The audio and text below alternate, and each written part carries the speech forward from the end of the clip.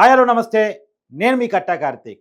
Pastor Praveen Pagadara మరణం మీద వివాదం మాత్రం ఆగటం లేదు. కుటుంబ సభ్యులు వేడుకుంటున్నా కానీ ఎవరి మానాన వాళ్ళు కథలు పన్నుతా ఉన్నారు. కథల్ని ప్రచారం చేస్తా ఉన్నారు. నిజానికి మీరందరూ చూశారు. ప్రవీణ్ పగడాల భార్య మాట్లాడింది మీకోసారి వినిపించే ప్రయత్నం చేస్తాను. మీరంతా వినే ఉంటారు. అయినప్పటికీ కూడా I am Jessica Pagadala. I am deeply grateful for the unwavering support from my Christian brothers and sisters. My love for my husband Praveen remains ever strong, and my children and I feel his presence profoundly. He was an incredible, loving husband and father, and we miss him dearly. I pray that everyone, including those in the media, can understand the pain we are experiencing. During this time, I ask for peace and space for my family to grieve and heal. I urge all the Christians to live in harmony, spreading love, kindness, and peace as we are called to do. Let us forgive as Jesus forgave. Let us love as Jesus loved, and obey the authorities as the Bible teaches us.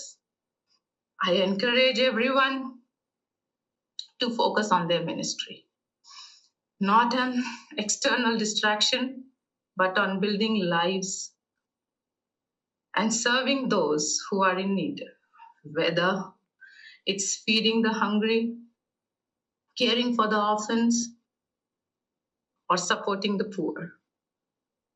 Let us focus on spreading love and truth rather than allowing negativity to divide us. Jesus built our lives through his death and resurrection. Let us follow his example, dedicating ourselves to building lives and with love, forgiveness, and faith, not hate. I request your cooperation during this investigation. Government was quick to order complete investigation, and we are gratefully thankful. ఆమె చాలా క్లియర్‌గా చెప్తుంది ఏంది అంటే, ప్రభుత్వం త్వరితగతిన విచారణకు ఆదేశించింది. ప్రభుత్వం యొక్క విచారణ మీద మాకు నమ్మకం ఉంది. అందుకు ప్రభుత్వానికి మేము థాంక్స్ కూడా చెప్తున్నామని చెప్పేసి ఆవిడ చెప్తుంది.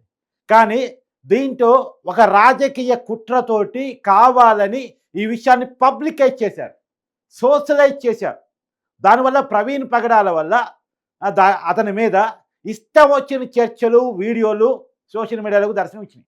ఆ వీడియోలను కూడా మార్పింగ్ చేసి ప్రజల్ని రెచ్చగొట్టాలని కొంతమంది కుట్ర చేశారు. ఇదంతా ఎక్కడ జరిగింది?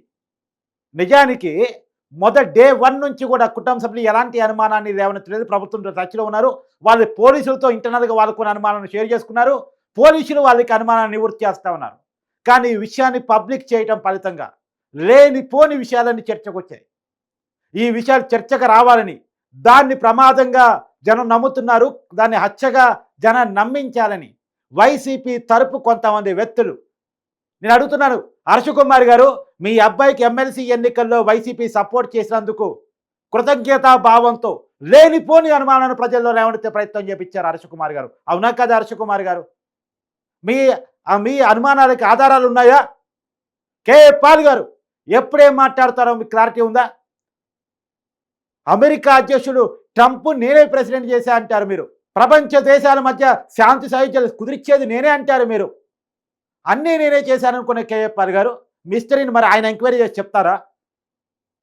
ఆధారాలు లేని అనవసరమైనటువంటి వివాదాలు లేపడం ద్వారా ఒక వ్యక్తి ఏమంటారు, నా మత గ్రంథాన్ని పక్కన పెడితే ఏదైనా చేసేస్తా. ఆ మాట నేను సరిగ్గా చెప్పట్లేదు. ఆ వీడియోలు యూట్యూబ్లో ఎవరు చూడండి. ఎందుకంటే ఆ మాట నా నోటితో నేను పలకలేను.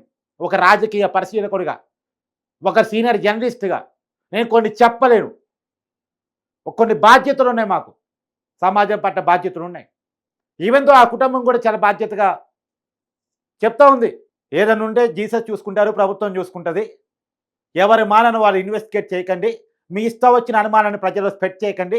లేనిపోని అనుమానాన్ని క్రియేట్ చేసి ప్రజల మధ్య వైషమ్యాలు పెంచకండి, ప్రజల మధ్య గందరగోళాన్ని పెంచకండి అని చెప్పేసి ఆ కుటుంబం చెప్తుంది. కేవలం భార్య మాత్రమే కాదు, వాళ్ళ బ్రదర్ Praise కూడా. the Lord. Praise the Lord. My name is Kiran Pagdala and I am Praveen Pagdala's brother. I request your cooperation during this time of investigation. Government was quick to order complete investigation to Praveen Pagdala death. We are thankful for this. చూస్తున్నారు కదా, అతను కూడా ప్రభుత్వం త్వరితగతిన విచారణకు ఆదేశించింది. ప్రభుత్వం మా మీద మాకు నమ్మకం ఉంది, ప్రభుత్వానికి ధన్యవాదాలు చెప్తున్నాం అనేటువంటి మాట చెప్తున్నారు. ఈ వీడియో పూర్తిగా కావాలంటే యూట్యూబ్లో అవైలబుల్గా ఉంది, మనం టీవీలో కూడా అవైలబుల్గా ఉంది, దయచేసి వెళ్ళి చూడండి. కానీ వాళ్ళు క్లియర్గా చెప్తున్నారు, సొంత ఇన్వెస్టిగేషన్స్ చేయొద్దు, ప్రభుత్వాన్ని పోలీసులను తను చేసుకొనివ్వండి. ఇవాళ మొత్తం విషయాలు పబ్లిక్లోకి ఎందుకు వచ్చాయి? పబ్లిక్లో లేనిపోని అనుమానాలు రావటం ఫలితంగా ఒక సెక్షన్ మీడియా ఉన్నటువంటి విషయాలు కూడా చూపించే క్రమంలో సీసీ కెమెరా ఫుటేజ్లు చూపించే ప్రయత్నం చేసింది. దానివల్ల లేనిపోని చర్చలు కూడా జరిగాయి.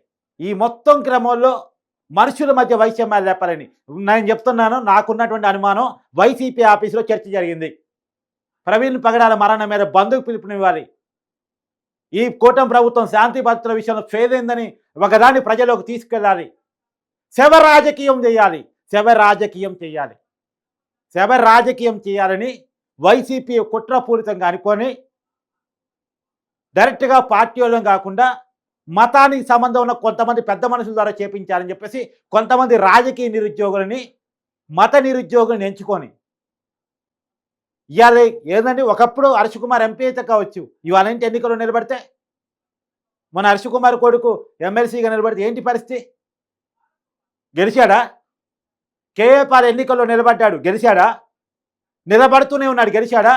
అంటే గెలవనంత మాత్రాన మాట్లాడకూడదని నా ఉద్దేశం కాదు, కానీ క్రెడిబిలిటీ లేనటువంటి విషయాలను ప్రజలు నమ్మించాలని చూడటం, ఇష్టం వచ్చినట్టు తమ పాపులారిటీ కోసం మాట్లాడటం, ఆధారాలు లేకుండా ప్రభుత్వాన్ని బ్లేమ్ చేసే ప్రయత్నం చేయటం, ప్రజల మధ్య వైషమ్యాలు వచ్చే అవకాశం ఉంది. ఇది మతాలకు సంబంధించిన సెన్సిటివ్ ఇష్యూ. మనం పెద్ద మనుషులం, ఏ విషయాన్ని మాట్లాడాలి, ఏ విషయాన్ని మాట్లాడకూడదు, మనకు క్లారిటీ ఉండాలి.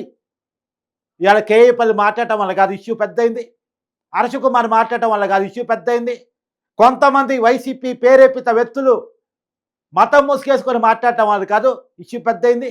అనుమానాలు వ్యక్తం చేస్తే ఎవరు బాధితుకుంటామో? వీళ్ళది కదా బాధితుకుంటామో, వీళ్ళది కదా అనుమానాలు లేవనెత్తాల్సింది, వీళ్ళది కదా మీడియా ముందుకు వచ్చి మాకు ఈ అనుమానాలు ఉన్నాయి, ప్రభుత్వం సరిగా వర్క్ చేయట్లేదు, పోలీసు సరిగా వర్క్ చేయట్లేదు అని చెప్పాల్సింది. పైగా వీళ్ళని పీక్కు తింటున్నారు. మనిషి పోయి బాధలో వీళ్ళుంటే ఆ మనిషి గురించి రకరకాల ప్రచారాలు తీసుకొచ్చి దానివల్ల ఆ మనిషి గురించి ఉన్నటువంటి విషయాలన్నీ చర్చకు వచ్చేలా చేసి ఇవాళ పోలీసులు కూడా తప్పనిసరి పరిస్థితుల్లో అన్ని విషయాలు పబ్లికైజ్ చేయాల్సిన తప్పనిసరి పరిస్థితుల్లో పడ్డారు. ప్రతి విషయాన్ని పబ్లిక్ చూపించాలి, పబ్లిక్ చెప్పాల్సిన తప్పనిసరి పరిస్థితుల్లో పడ్డారు. సహజంగా ఒక మరణం జరిగినప్పుడు ఆ కుటుంబ సభ్యులను పిలిచి కౌన్సిలింగ్ చేసి పలానా కారణం వల్ల ప్రమాదం జరిగింది, పలానా కారణం వల్ల పలాంది జరిగింది అని చెప్తే వాళ్ళ అనుమానాలను కూడా ఇంకా కావాలంటే నివృత్తి చేస్తారు, కుటుంబ సభ్యుల అభిప్రాయాన్ని కూడా. ఇది 4 గోడల మధ్య జరిగిపోయింది, మొత్తం సమాజం చూసేలా జరగదు. కానీ ప్రవీణ్ పగడాల విషయంలో మొత్తం సమాజం చూసేలా బిగ్గరగా మైక్ పట్టుకొని చెప్పాల్సిన తప్పనిసరి పరిస్థితి పడింది. ఒక నిజం నిగ్గు తేరేలోపు అబద్ధం ప్రపంచాన్ని చుట్టేసింది. ఎందుకు ఈ అబద్ధాన్ని క్రియేట్ చేశారు? ఆధారాలు లేని అబద్ధాన్ని ఎందుకు క్రియేట్ చేశారు? ప్రజల మధ్య గొడవలు లేవనెత్తాలని. ఒకడు ఈ హెల్మెట్ మీద పలానా స్టిక్కర్ ఉంది, ఈ హెల్మెట్ మీద పలానా స్టిక్కర్ లేదు. ఏది ఉన్నటువంటి సీసీ కెమెరా ఫుటేజ్ను వీడియో ఎడిట్ చేస్తాడు, ఉన్న స్టిక్కర్ వీడియో తీస్తారు, మళ్ళా వీడియో స్టిక్కర్ ఉంది స్టిక్కర్ లేదని చెప్పేసి వీడియో చేస్తాడు. ఏది రియల్ వీడియో, ఏది ఫేక్ వీడియో? పోలీసులు చాలా క్లియర్గా చెప్తున్నారు, ఫేక్ వీడియోలతో ప్రచారాలు చేయకండి దయచేసి అని. ప్రభుత్వానికి సహకరించాల్సింది పోయి సెన్సిటివ్ ఇష్యూ టైంలో కూడా రాజకీయ కోణాలు ఎత్తుక్కోవడం, రాజకీయ లబ్ధిలు ఎత్తుక్కోవటం. ఇదే గొంతులు డాక్టర్ సుధాకర్ని రోడ్డు మీద చంపినప్పుడు మాట్లాడలేదే? ఎమ్మెల్సీ అనంతబాబు ఒక కారు డ్రైవర్ని చంపి డోర్ డెలివరీ చేసినప్పుడు మాట్లాడలేదే? వైసీపీ అధికారులు ఉన్నప్పుడు అనేక మంది దళితుల మీద హత్యాకాండలు మోపినప్పుడు మాట్లాడలేదే? ఏమైనా ఈ గొంతులు అంటే ఒక సామాన్య దళితుడు చనిపోతే మీరు మాట్లాడరా? మీ రాజకీయ లబ్ధి కోసం ఉపయోగపడే అంశాన్ని మాత్రం మీరు ఎంచుకుంటారా? ఒక దళితునికి గుండె గీయించినప్పుడు మాట్లాడలేదే ఒక వైసీపీ ఎమ్మెల్సీ? అప్పుడు మూగబోయిన గొంతులు ఇప్పుడు లేస్తున్నాయేంటి అనే మీ ఉద్దేశాలేంటి? సో మీ ఉద్దేశాన్ని ఎక్స్‌పోజ్ చేయాలనే కొన్ని విషయాలని మాలాంటి వాళ్ళం కూడా చర్చించాల్సి వచ్చింది. ప్రవీణ్ పగడాల మరణించిన రోజు అతనికి ప్రగాఢ సానుభూతిని చెప్తూనే, అతని కుటుంబానికి సానుభూతిని చెప్తూనే, తప్పనిసరి పరిస్థితుల్లోనే ప్రతి విషయాన్ని కౌంటర్ చేసే క్రమంలో పగడాల ప్రవీణ్ ఇష్యూని మాలాంటి వాళ్ళం కూడా టేకప్ చేయాల్సిన తప్పనిసరి పరిస్థితి ఏర్పడింది. లేకపోతే సహజ మరణంగా ఆ రోజుతోటి ఒక మీడియా కవర్ చేసేది అయిపోయేది. కానీ లేనిపోని అనుమానాన్ని ప్రజల్లో స్ప్రెడ్ చేయాలని చూసినప్పుడు నిజానికి నేను మళ్ళీ ధన్యవాదాలు చెప్తున్నా. ఆ కుటుంబానికి కానీ, ఈవెన్ దో క్రిస్టియన్ సమాజానికి కానీ, ఎవరు రెచ్చగొడదామని చూసిన ప్రజలు రెచ్చిపోలేదు, శాంతి కాముకులుగా మిగిలారు. జీసస్ని శాంతి దూత అంటారు, శాంతికి ప్రతీక అంటారు. నిజానికి దాన్ని నిలబెట్టుకున్నారు వాళ్ళు. ఆ మతాన్ని విశ్వసించేవారు దాన్ని నిలబెట్టుకున్నారు. కొంతమంది వ్యక్తులు ఏదో కోరుకున్నారు కానీ ఏమీ జరగలేదు. ప్రజలు చాలా శాంతిగా ఉన్నారు. దేవుడు కోరుకున్నట్టు ఉన్నారు. ఏదో బైబిల్‌లో కోట్ ఉంటుంది, నేనే సత్యము, నేనే మార్గము, నేనే జీవము అని చెప్పేసి. సత్యాన్ని వాళ్ళు నమ్మారు కాబట్టి వీరు చెప్పే అసత్యాలకు ప్రలోభపడి ఏమీ కాలేదు. నిజానికి ఒక ఉపద్రవం సంభవించలేదు ఆంధ్రప్రదేశ్లో అని చెప్పుకోవాలి. వాళ్ళు కోరుకున్న ఉపద్రవం సంభవించలేదని చెప్పాలి. సో కాబట్టి సెన్సిటివ్ ఇష్యూస్ ఉన్నప్పుడు ఒక రకంగా సమాజానికి బాధ్యతాయుతంగా వ్యవహరించాలని చెప్పేసి మాత్రం నేను చెప్పదలుచుకున్నాను. దీన్ని కుట్రగా మార్చుకోదలుచుకున్నటువంటి కేఏ పాల్ కానీ, హర్ష కుమార్ కానీ బిగ్గరగా వినే ప్రయత్నం చేయండి. సోషల్ మీడియాలో ఇష్టం వచ్చిన ప్రచారాలు చేస్తున్న ఛానల్స్ కానీ, యూట్యూబర్స్ కానీ, వాళ్ళు కానీ చాలా క్లియర్గా ఈ ఒక్క మాట వినండి. In the society, we believe in government investigation, and please do not disturb the religious harmony. Yes. Thank you so much. విన్నారు కదా, దయచేసి వాళ్ళ కుటుంబ సభ్యులు చెప్పిన దాన్నైనా గౌరవించి పాటించండి.